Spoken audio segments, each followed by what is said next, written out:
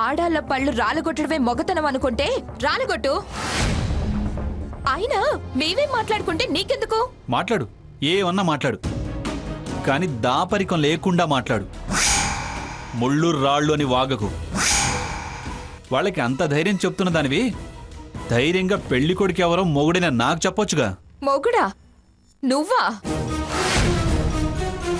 పెళ్ళాం ఇటు వస్తే అటెళ్ళేవాడివి, ప్రేమగా నీ వంక చూస్తే దిక్కులు చూసేవాడివి, ఒంటరిగా గదిలో ఉంటే బాల్కనీలోకి వెళ్లేవాడివి, చాప మీద భార్య పడుకుంటే మంచం మీద పడుకుని మ్యాగజైన్లు తిరిగేసేవాడివి. మన్మధుడే పూనని నువ్వు మొగుడువేంటి? అలా తలుచుకోవడానికే సిగ్గేస్తుంది. ఎదవ డ్రామాలాడి టాపిక్ ని డైవర్ట్ చేయకు. ఏ అదే టాపిక్ అయితే కమిట్ అవుతానని భయమా? నా నమ్మకాలు నాకున్నాయిలే, నీ వల్ల ఏం కాదు. ఎంతసేపు ఎలా నన్ను వదిలించుకోవాలని చూసే నీ మీద నాకే ఆశలు లేవు. విషయం మార్చకు. ముందు ఆ పెళ్లి కొడుకు ఎవరో చెప్పు. అడ్రస్, ఫోన్ నెంబర్ కావాలా? వెళ్ళి బుర్ర పాడు చేసి పెళ్లి చెడగొడతావా?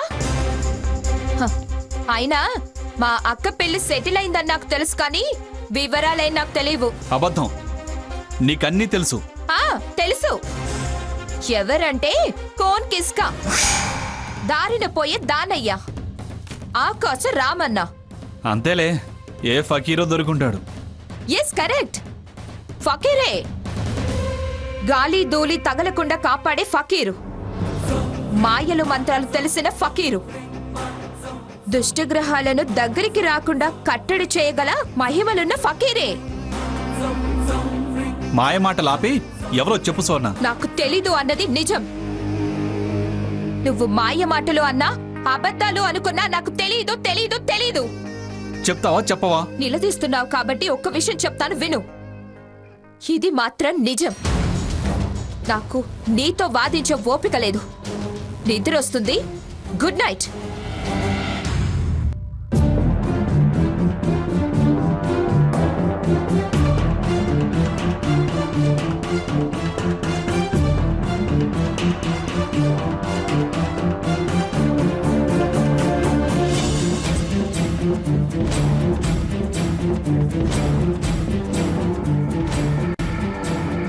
ఎంతకాలం వాడెవడో తెలియకుండా దాస్తారో చూస్తా. ఎంత పెళ్లిదాకే పీటల మీద కనపడతాళ్లే. అప్పుడు వాడు తెలియటం కాదు, మేమేంటో నీ అక్క బతుకేంటో వాడికి తెలుస్తుంది.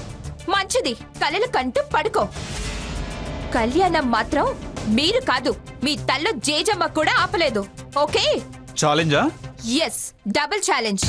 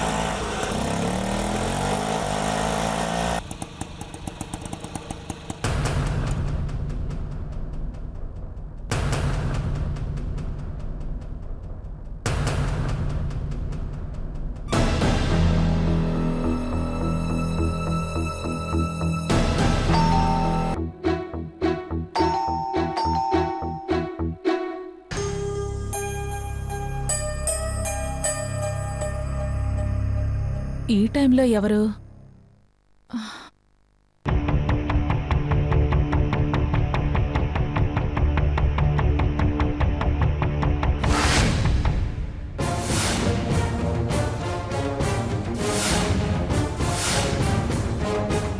ఈయనేంటి ఇంత అర్ధరాత్రి పూట ఈ టైంలో వచ్చారు?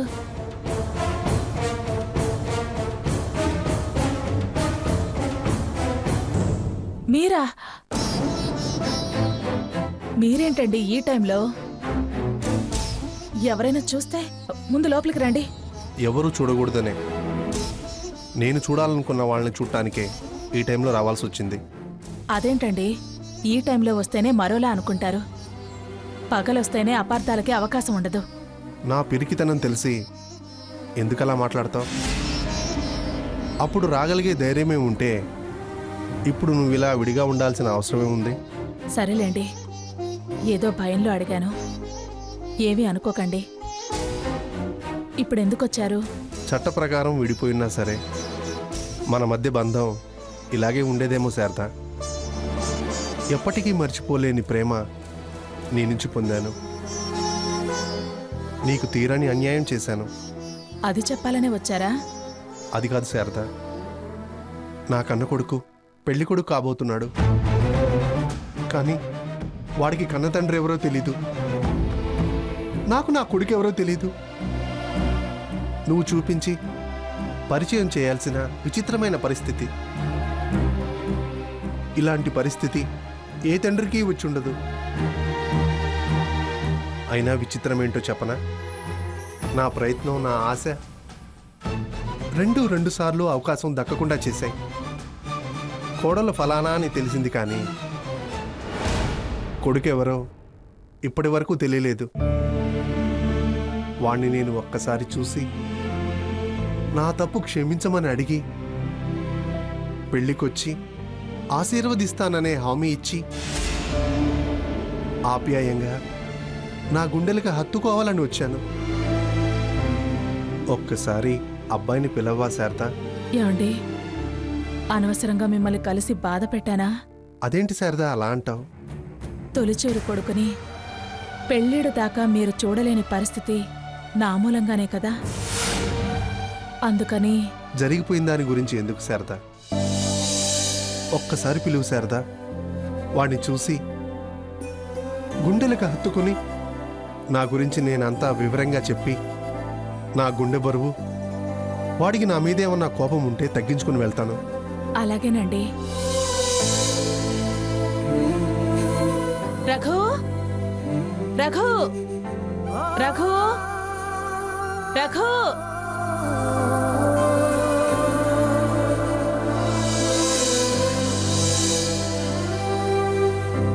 ఇన్నాళ్ళ నా కోరిక తీరబోతుంది. నా కన్న కొడుకుని చూడబోతున్నాను. నీ పిలిపే నాలోని గుండె బరువును దించేస్తున్నట్టు ఫీల్ అవుతున్నాను శారదా.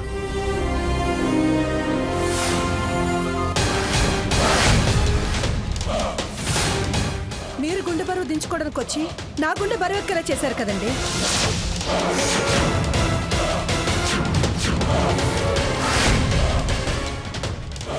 ఎంత మోసగాళ్ళు మీరు. లక్ష్మి, నువ్వు వదలండి. అవును, లక్ష్మినే. ఊహించలేదు కదూ.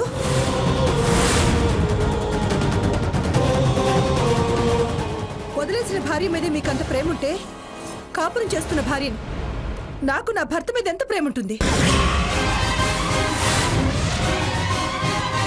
ఎందుకలా ఉన్నారన్న ప్రశ్నకి మీరు సమాధానం చెప్పకపోవటమే నాకు నిద్ర రానివ్వలేదు.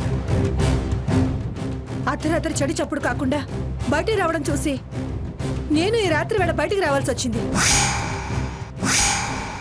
మీకు నాతో పెళ్లి జరగక ముందు ఓ పెళ్లి జరిగిందని మాత్రమే తెలుసు. కానీ ఆవిడ మీరు వదిలేశారో, లేచిపోయిందో, చచ్చిపోయిందో కూడా నాకు తెలియదు.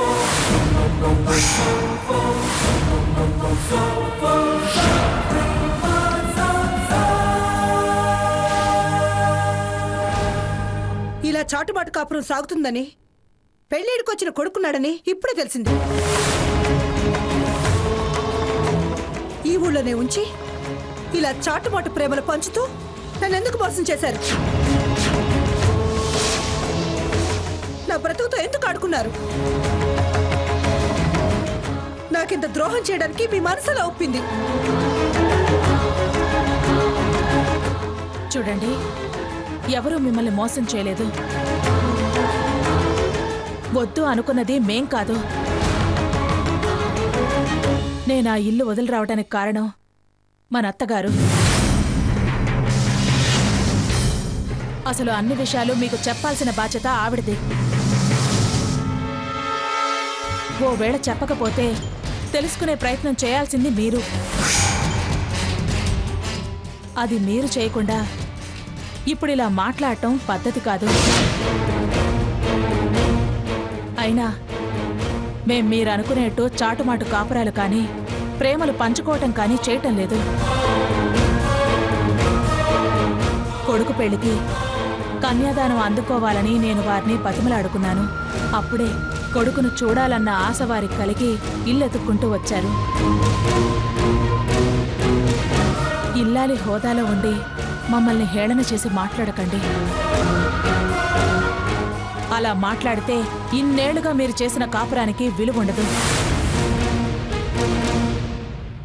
భర్తని అర్థం చేసుకోకుండా చేసింది కాపురం అనిపించుకోదు. నోర్ముయ్,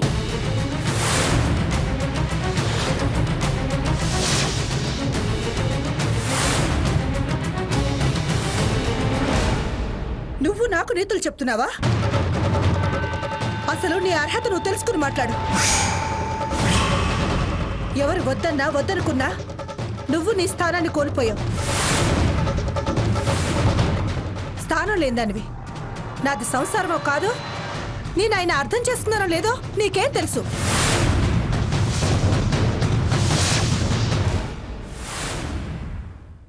అర్థం చేసుకుందాన్నే అయితే నరతగా ఉన్న నా భర్తను తలుచుకుంటూ నేను నిద్రపోకుండా ఎందుకుంటాను?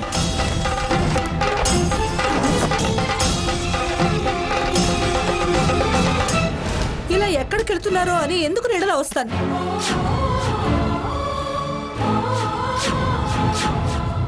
నేను మిమ్మల్ని ఇలా చూసేదాకా ఆయన అనుమానించలేదు. ఏ అఘాయిత్యం చేసుకోవడానికి వెళుతున్నారని భయపడి బ్రతికించుకోవడానికి వచ్చాను. వచ్చి తెలుసుకుంది చాలు. ఆయన చావరు. చావాల్సిన అవసరం ఆయనకి లేదు. ఇప్పుడు ఆ అవసరం నాకొచ్చింది.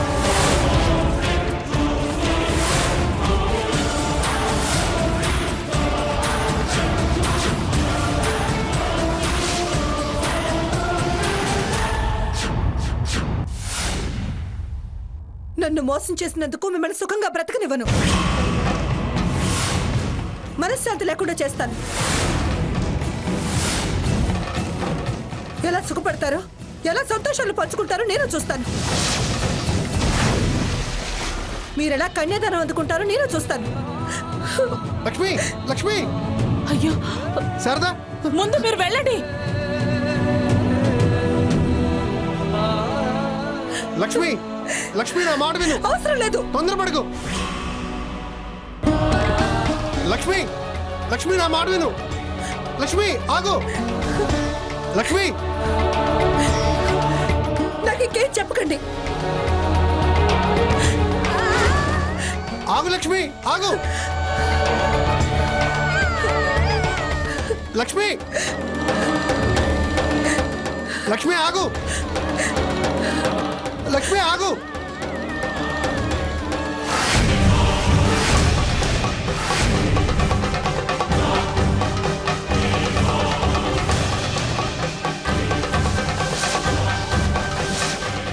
అత్తయ్య గారు, అత్తయ్య గారు, అత్తయ్య గారు, అత్తయ్య గారు,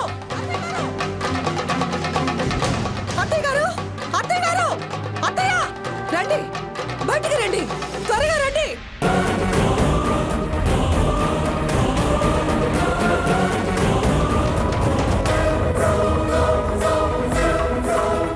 ఏమిటి? ఏమైంది?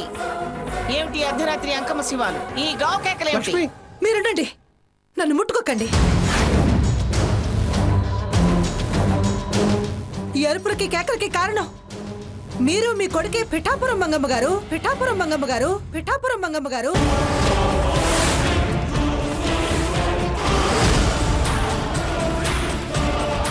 ఏంటమ్మా నువ్వు అనేది? ఏమిటే మంగమ్మ గారు అని పిలుస్తున్నావు? ఆ మాత్రం గౌరవమైన ఇచ్చినందుకు సంతోషించండి.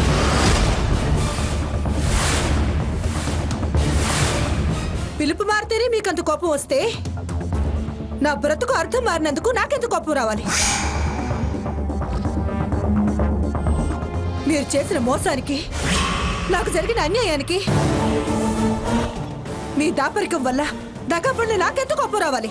నీకంత కోపం వచ్చే పని మేమేం చేశామే? ఏమిటే మోసము దగాని వాగుతున్నావు? బాధ ఏమిటో తెలుసుకోకుండా, వివరాలు అడగకుండా అహంకారంతో వాగుడు గీగుడు అనకండి. ఏయ్, వేసిన రంకెలు చాలు. ముందు విషయం ఏమిటో చెప్పావు. విషయం చెప్పడం కాదు, ముందు నా ప్రశ్నలకి సమాధానం చెప్పండి.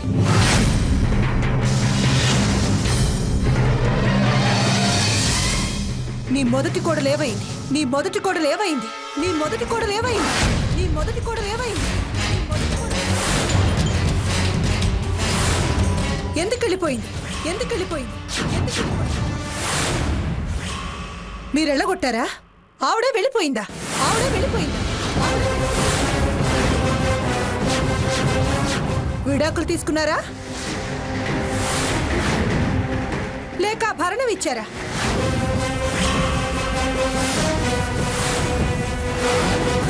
అసలు బ్రతుకుందా? చచ్చిపోయిందా? చచ్చిపోయిందా? చచ్చిపోయిందా? మీరు వెళ్ళగొట్టారా? ఆవిడే వెళ్ళిపోయిందా? ఆవిడే వెళ్ళిపోయిందా? విడాకులు తీసుకున్నారా లేక భరణం ఇచ్చారా?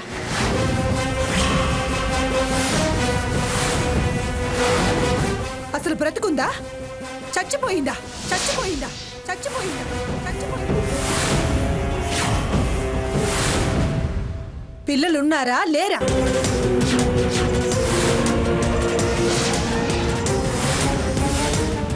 ఉంటే వాళ్ళకి మీకు సంబంధం ఉందా లేదా? వాళ్ళకి హక్కులున్నాయా లేవా? వాళ్ళ బాధ్యతలు మీవా కావా? అర్ధరాత్రి అందరినీ లేపి ఇలాంటి ప్రశ్నలు ఇస్తున్నావేమిటి? పీడకలేమని వచ్చిందా? పిచ్చెక్కింది.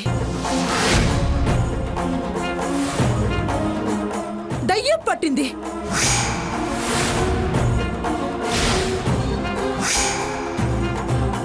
నేనెందుకు అడుగుతున్నానని కాదు, నేను అడిగిన వాటికి సమాధానం చెప్పండి. చెప్పండి. నాకు సమాధానం కావాలి. నాకు సమాధానం కావాలి. నాకు సమాధానం కావాలి. చెప్పరే. దానికి పొగరెక్కి కాపురాన్ని కాలదనుకుని వెళ్ళిపోయింది.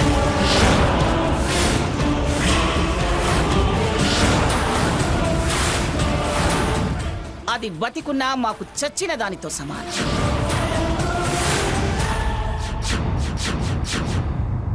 దానికి మాకు ఏ సంబంధము లేదు. దాని పట్ల ఏ బాధ్యతలు మాకు లేవు. ఎవరికి హక్కు లేదు.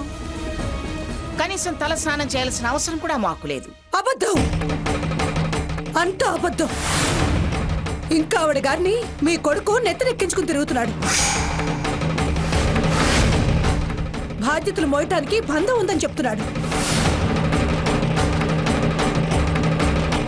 తన కొడుకు పెళ్లికి వెళ్లి కోడల్ని కన్యాదానం అందుకోవడానికి పెద్ద పెళ్ళాన్ని కలిసి హామీలిస్తున్నాడు.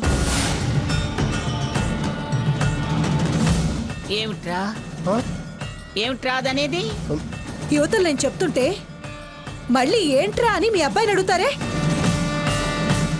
నేను అబద్ధం ఆడుతున్నానా? ఇంకా కొడుకు కాదంటే నాది అబద్ధమని నా నోరు నొక్కి నన్ను మోసం చేయాలని చూడకండి. అమ్మా లక్ష్మి, మీరుండండి మావయ్య గారు. ఇంతకాలం ఎలా మోసపోయానో అని తలుచుకుంటే నా మీద నాకే అసహ్యం వేస్తుంది. ఇంకా బ్రతకాలంటే సిగ్గేస్తుంది.